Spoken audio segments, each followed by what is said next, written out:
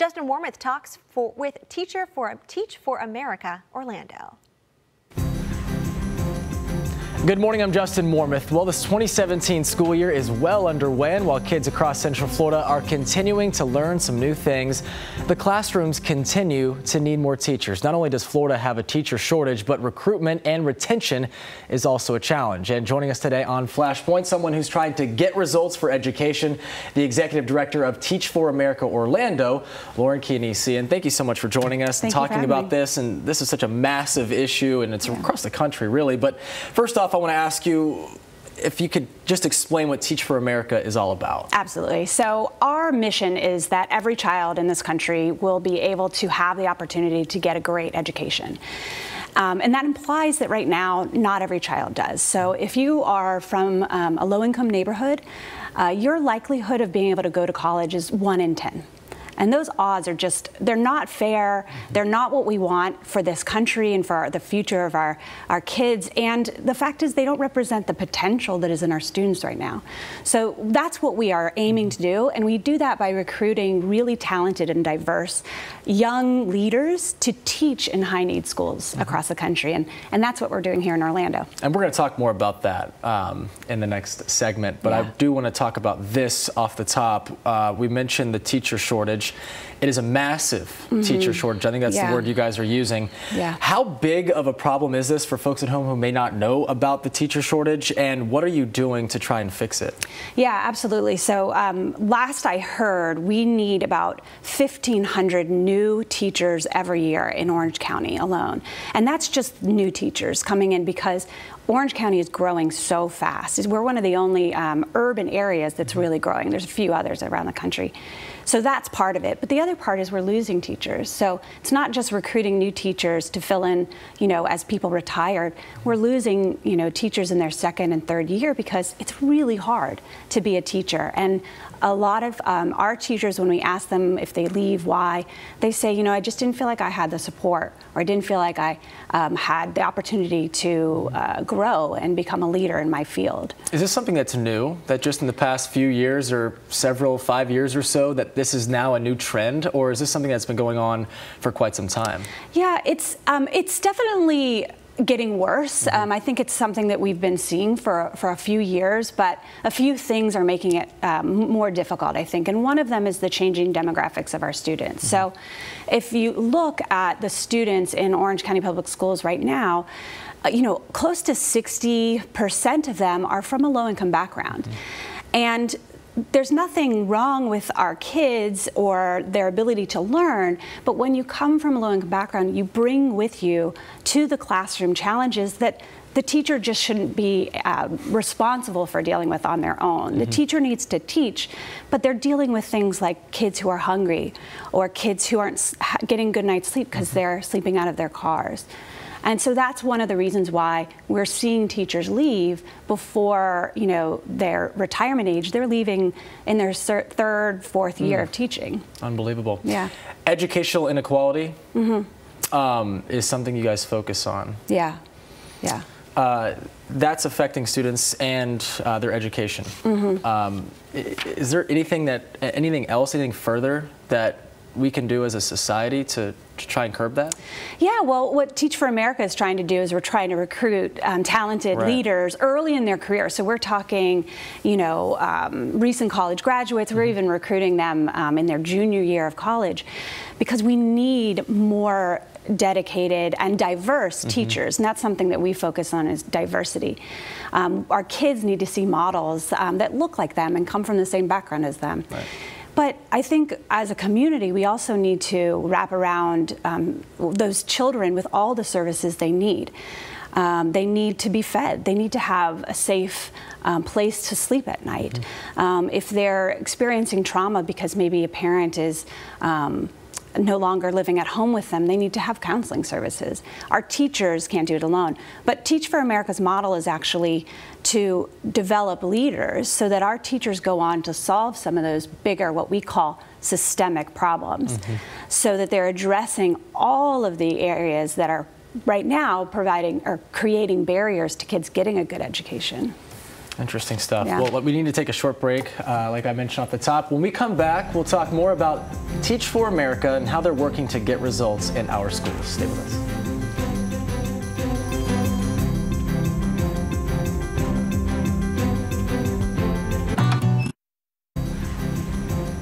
Welcome back to Flashpoint. I'm Justin Warmoth. Today we're talking with Lauren Chianese, the Executive Director for Teach for America Orlando. And earlier we were talking about some of the challenges the public school system is facing. You know, it's a problem out there. Yeah. It's a real problem. I know a lot of students have needs. A lot of teachers need to help those needs. At least they feel like that.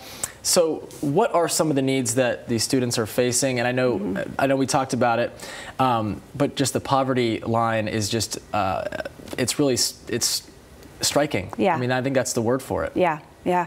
So, you know, 24% of children in Orange County live in poverty.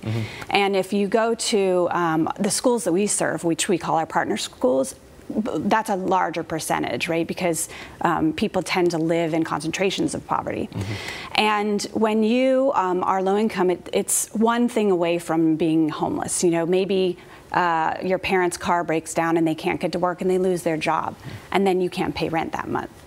And so when you don't have a place to live, or you're living with relatives, or you're living out of your car, which is the case for some of our students, you can't go to school and be ready to learn. You know, children it's not only the physiological impact of that, which is you're not getting a good night's sleep if you're scared because you're sleeping in your car, but you're also traumatized by that. That's stressful. You see the stress on your parents. And so are you going to school saying, yeah, teach me how to, you know, multiply and divide fractions? No, you're thinking, what's going to happen tonight? Yeah. And then imagine if you're homeless, where are you getting healthy food from? You don't have a place to cook it. You know, you don't have a place to store it. And so that just, you know, there's just layers of these traumas that are happening to our kids. And our teachers can't address those. They try. Our teachers are spending their own money buying kids food, and they're trying to advise their parents on what to do if they're homeless, but that's not their job, and their job is to really focus on education. And often they have 20 to 30 students in that class, and depending on where the school is located, you could have 20 to 30 kids who are all suffering in that same fashion. So, like you said, they need to have a clear mind, the students and the teachers as well. While the state and the country really are seeing these massive teacher shortages, I know that Teach for America has had some success. Can we talk a little bit about the success that you guys are seeing and the progress of trying to get this back on track? Yeah. So our effort is national, our recruitment efforts. So we're at colleges and universities across the country, really targeting the most successful students, top of their class, you know, class presidents, volunteering, starting businesses, because it's that history of success that we know is going to kind of equal success in the classroom as well. And so we're really going after, even as early as, like I said, juniors and in college. And we're saying, you know, yeah, maybe you're on a path to business, or maybe you're on a path to law school, but you come and dedicate 2 years of your life to teach in a high-needs school right here in the United States. It's kind of like Peace Corps, except for, you know, these are our cities, our communities. And a lot of folks do that because of the 2-year commitment. They think, all right, I can do that, but then they fall in love with the work, and they fall in love with the kids, and they stay. So, you know, when less than a third of our incoming teachers thought about education as a career, we help them get certified. 80% of our alumni, and we have 56,000 alumni across the country, are still in either education or working in low-income communities. So we're really kind of diverting people from a path maybe that they're on to a path of being advocates for kids for really their lifetime. And that starts with 2 years in the classroom. Interesting, though, that you guys are targeting, recruiting people who aren't majoring in education. It doesn't matter what they're majoring in. You're just looking for good people who are dedicated to the community and want to further these kids' education and to, you know, break that trend that they may be having as they see their parents, and it's almost like a trickle-down effect. Creating a sustainable and supportive career path for teachers is another goal for Teach for America. Is that something, I know we talked about that, is that something that is preventing or maybe is not retaining some of these teachers? Is that the main thing, would you say? Yeah. If you read surveys that have been done of people who've left teaching, left the teaching profession, they will say that they feel like they don't have creative autonomy in the classroom is one of the reasons why they leave. They'll say that there's too many issues that they can't deal with on their own. They'll say that they didn't really see a leadership path for themselves.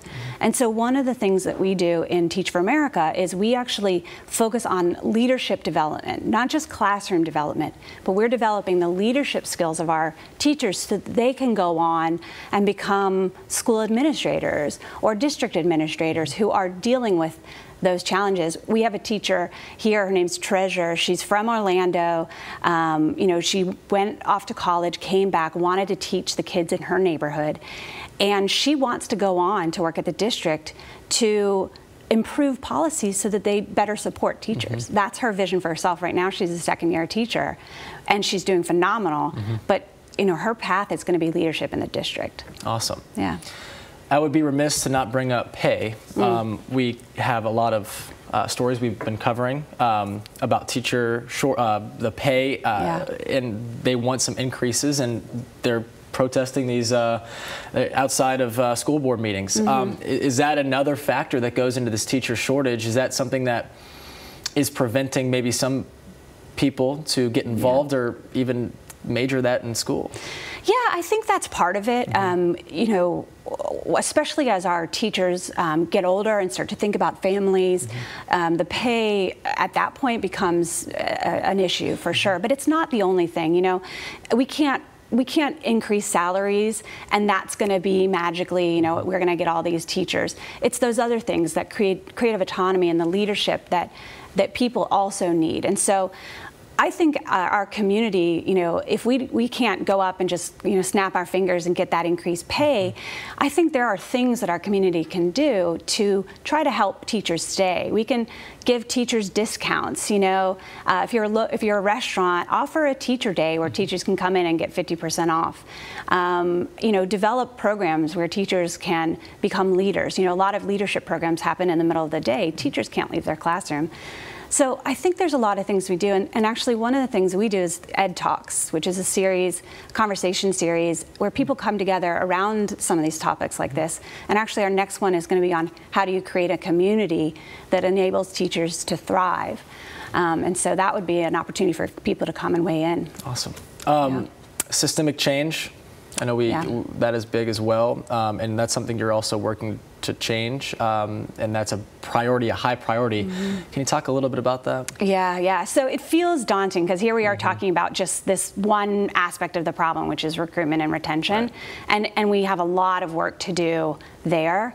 But even if we had every classroom filled with a great teacher right now, we would still have challenges because great teachers, again, shouldn't be required to, find kids a home to live in and feed all of their kids and make sure that they're getting dental checkups and that they're, getting eyeglasses if they need them. And that's where it becomes a systemic thing. And systemic just means systems, right? We've got the school is a system, the school district is a system, our community, our city is a system. And so we need leaders at every level of those systems who have experience in the classroom, who are making decisions thinking about that first group of kids. I started teaching 16 years ago, and when I think about my work today, I think about my first group of kids, and that's what moves me. And we want more leaders who have that experience. I want to end with this. Is it a good time in today's society to become a teacher? I think it is. I think in Orlando in particular, to become a teacher right now, we need leaders. And so to become a teacher right now, you can really carve out a space for yourself to be a leader. You can rally other teachers.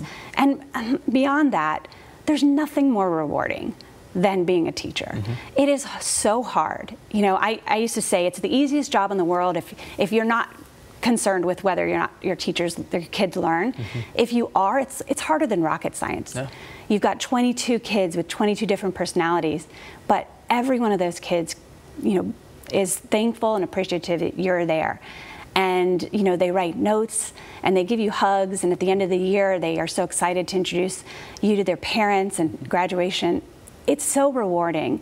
It's hard, but it's worth it. And so I would encourage anybody to sign up with Teach for America if they want. There you go. Well, where can they get that information really quick? Yeah, they can go to just Google Teach for America Orlando. Yeah. We have 6 application rounds a year. We just finished our first, so there's 5 more left. So if you're, a career changer or a young person thinking about maybe going into teaching, just sign up and show you're interested, and someone will give you a call. Awesome. Well, thank you so much, Lauren, for being here this morning. We appreciate it. More news and weather coming up right here on News 6. Stay with us.